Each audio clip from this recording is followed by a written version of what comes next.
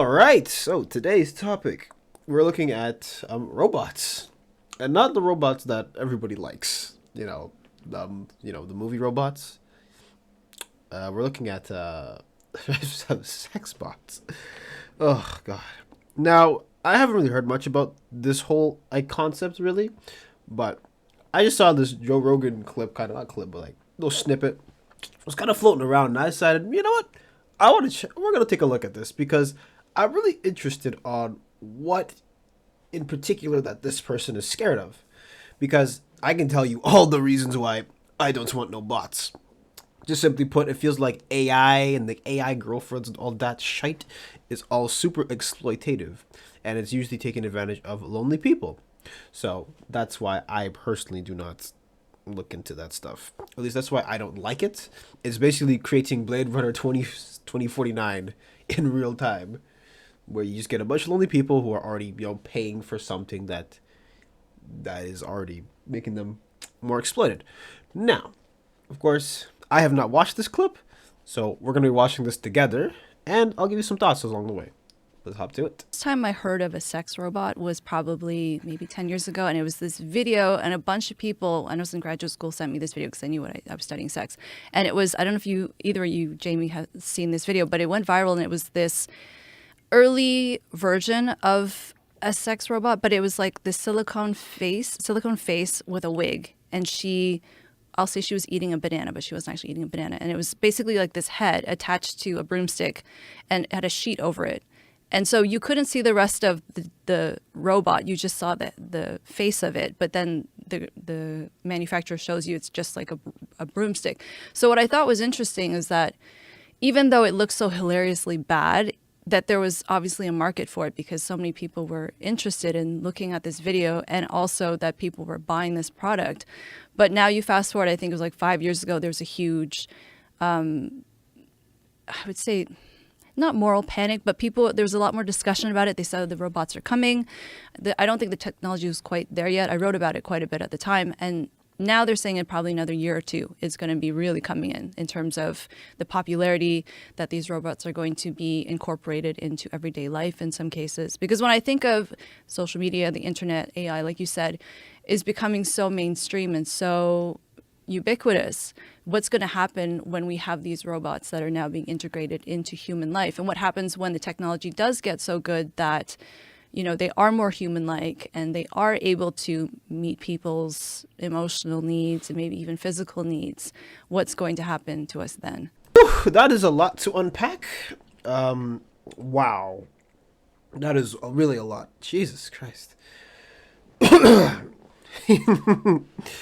Okay, well, I would say, why don't we break down how we got here? That's what I feel like we should be doing. And I always circle this back to the whole, well, it is an epidemic, but like the whole fact that even though we are in one of the most connected times in society, we are really, we're actually more or less like, not birth rates, but I can't find the word, damn it. What do you ask is the word? Okay, it's like people's loneliness is going up. That was the word I wanted. And that's going up, right? People are feeling more isolated, especially going to new towns, this and that. You see the rise of stuff like OnlyFans in spite of this loneliness. You see the rise of like prawn. And the thing with prawn too is that we don't really know, at least as far as I'm concerned, we don't know how much like a prawn addiction can really affect the mind. At least my knowledge on it isn't very big. I know you kind of get to the point where you see things in a certain way and you basically are relying on like a dopamine rush. And the reason why it's like similar to not smoking cigarettes, but you know how you get addicted to something in general and it releases more dopamine and all that, and then basically you get hooked on getting that chemical out of your brain. I'm pretty sure prawn does the same thing, and it also can mess up your image on like the opposite sex, and it goes both ways. That's as far as I know. So that's how we're here. And when it comes to something like AI, it's just that instead of people taking like the harder route where it's like, okay, I can try and go out and get to meet new people. I can try to, make some friends or whatever. It's like, why would you do all that when, one, you can just stay inside and play video games, or two, you can just get an AI friend who can do exactly what you want as you want it. You don't have to bargain with it. You don't have to argue. You just cater it to what you want. And that's really how we are here. Of course, there's a lots of other factors that add on top of that.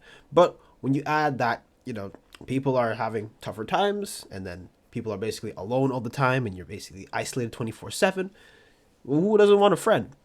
That's why some people get pets. Pets are really helpful for getting, some company and some satisfaction, and getting some, more variety in your life. Because listen, okay, I have a cat, and I'm pretty sure you guys probably heard this cat a couple times anyway. But he has some antics that are kind of irreplaceable, and they're really fun to watch. But regardless of all that, it's really interesting how we're here talking about loneliness and this and that, because I've talked about it a few times. You have those videos that are, I'm this age and I have no friends, and you see these videos pop up more and more. Or you have people who have videos where like, I'm completely content being alone. And the more you see this stuff, the more, to some people, it can warp your reality. Be like, well, I am actually all by myself. Perhaps I should be catering myself towards being alone, being a lone wolf, all that stuff. But here comes a solution where it's like, well, here we are. I can give you something where, especially if you're lonely enough, and believe me, there's a sizable amount of people who will pay for, like I said, OnlyFans for the one-on-one interaction because they are lacking that. A company comes out and says, we have this bot that will literally do anything you want whenever you want it to. It doesn't argue. It doesn't do much against you. And, you can plow it whenever you want. So naturally, some people are going to be like, well, I don't get sex. I don't get friends. I don't get anything. I don't get social interaction. I just work and I come back home and all that. Or even worse, I'm just crawling around in my mom's basement. Then it's like, well, why don't I go hire a bot and get started? So, yeah, that's how I see it. But I'm sure that Mr. Joe here will probably have something a bit more interesting than I say. But that's where I believe we are right now in terms of that. Yeah, we're going to stop breeding. I mean, maybe that's the AI's plan. It's to not exterminate the human race, but to give them options so that they just completely stop reproducing. Make the options far more attractive. And in a way, we've kind of done that, like with video games. And video games and just being online. I mean, I'm sure you've seen the statistics of how many people are single today and how many men have gone like more than a year without any sex. Yeah, I have the stats here. It's like 30% of male millennials and 20% of women. It's wild. Yeah, that's a lot. It's crazy. And what is taking the place of them going out and trying to find a mate? What is it? Well, it's the internet. It's video games. It's being constantly stimulated by this artificial realm that you exist in when you're playing Call of Duty. And it's, interacting with people only online and not having to go out to have just some sort of intellectual or some sort of a social discourse. Connection. Okay, so, oh my God. This is kind of why Joe Rogan, sometimes, I find he misses the mark a bit. So he's saying that, like, he's saying video games and stuff. Well, yes. He's also missing a very key factor that he should have mentioned. And he didn't mention, like, COVID, especially being locked down for, like, a few years, really amplified people's already desire to, like, stay inside. He's really missing that part. So, yes, while video games can be bad, video games have also been proven to be able to, like, what was the study that I remembered? What was it? The way Jordan Peterson explained it was like a video game, why men go into video games. I'm going to have to find this clip, but he's saying that what a video game does is it gives you a problem that's within your control, your parameter to solve it. And that's why men love video games. Because you're given the tools, it's up to you and how you finish it and how you finish whatever level, whatever stuff that you're doing. But anyways, I digress. Want to be like an active warrior moving uphill with your sword in hand. And that's dynamic. That's exciting. And that's why so many young men disappear into video games. That's all acted out in the video game. So they have to act that out in their own life. Not that I despise video games, because I don't, but they're not a substitute for life. They might be good training under some conditions for life. So video games aren't all bad. Joe kind of, I hate when he does that. But what he's really missing is that COVID really, really made people like want to stay inside, like not interact.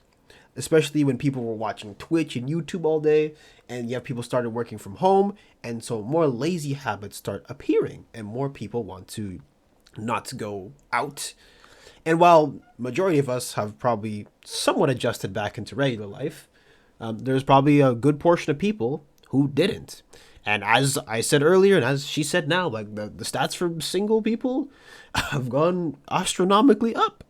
Though they said particularly in millennials, so I'm surprised she didn't mention some other generations. But point is, yeah, so COVID was crazy. It was a crazy time to live in. But I would say being online is more of a product of how accessible and how easy it is to just stay online instead of going out. He's talking about we're going to go extinct or we won't find a mate. I can't tell if he's joking, but say joking or not. But think about it this way. You have to go talk to somebody. You have to then convince them why you're, well, not convince them, but you have to like kind of get them to, trust you, whatever, stick with you. Then you have to go out with this person. And then after you go out, then you have to decide, do I want to keep going? And say you keep going and whatever. And that's 4 steps I've given you. I'm not even counting all the in-between stuff that happens sometimes. so, Smeagol over here or Gollum is going to have a harder time than, Casanova when it comes to that. But anyways, you gotta take Joe where you can take him. But this topic is rather interesting, though. And I'm curious what she has to say. So we're going to keep watching. And we're just going to see what else she's going to mention. State of the art of sex robots in December of 2023. What is it? Can we see something? What does it look like? I mean, they look like pretty good physically. They're obviously not made of human flesh, but they look pretty similar to a human being. And you can customize it. You can change various parts, pretty much any part of the body. You can make it exactly what you want, which I understand why some people find that offensive, because they're saying a woman is not just an amalgamation of parts that you pick and choose as to your liking. I totally get that. Yeah, but that's not really a woman. I mean, that's right. Like saying, a car is not an amalgamation of parts. You shouldn't be able to pick the wheels. Like, what? But it's a fucking car. Like, that's not a real woman. That's a robot. Like, at what point, unless it gets to a person, or if someone's comparing their partner to a robot or a doll, that's not okay. Right. While this is like the most interesting part, this is part of this video that's been bugging me is why is her hair stuck in her eye? Like, could you just flick it to the side, man? Oh god, it's like you're trying to have impaired vision. Jesus, like move the damn hair strand. Why is it sitting there? Move it. Oh, I hate when they do that. Oh man, like I mean, your hair looks like you missed out on an emo phase that you should have went to, and you never got out of it. Okay, you stuck in the emo phase, but you kept a little bit of it. Ugh, move your damn hair, bro. God damn, like why the ass you ain't moving it? Sorry, that was bugging me the entire time. That was just bugging me. Whew. Anyways. Now this is the interesting part where she describes like what the latest models are looking like, and something about AI that people seem to be thinking like about dystopian future and all that, but AI only works with what you give it. Okay, that's why when you look at AI art is an amalgamation of every single artist that's ever drawn or any single piece of art that's in the public domain. That's what AI art is. That's why it also looks kind of samey. That's the same thing with like AI, like ChatGPT is not that the ChatGPT is actually intelligent. Is that ChatGPT has been fed so much information, like every single piece of coding, every single piece of like literature, every single piece of information, that once it all gets processed in this open source, I believe it's open source, then the AI learns and it improves itself. That's how AI is intelligent. AI is not just smart. AI has to get stuff in order to get stuff out of it. So for these bots to get going, they have to learn from something, right? But I digress.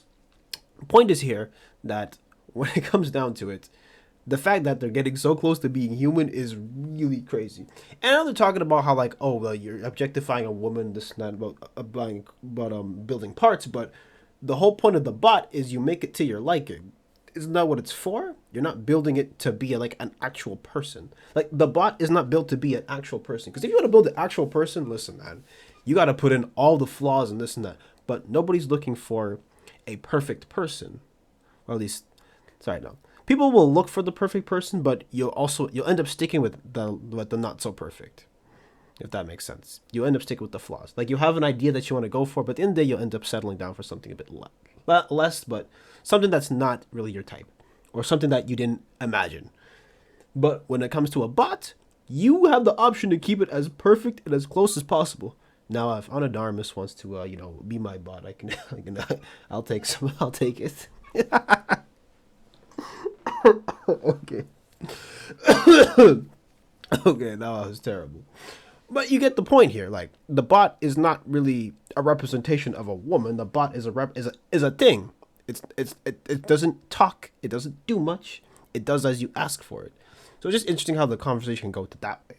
But the fact that they're getting even closer and closer to these bots is a bit scary for me.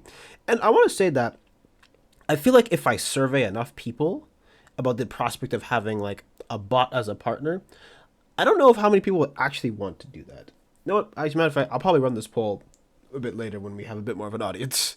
But what I'm saying here is that I agree with her, because in the clips that I didn't show it, but she actually says that she believes that most people who have an actual brain won't really be advocates for this, but because it's getting mainstream, she's not sure. But I will be in the camp that while AI bots will be more common, I don't think that it'll overtake like human society, because when you have a bunch of people who are like not working and this and that, society literally cannot function. It doesn't work.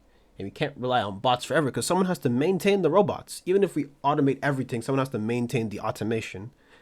You know what I mean? So, yeah. So while bots make stuff easier, they have to be maintained. That was a tangent aside.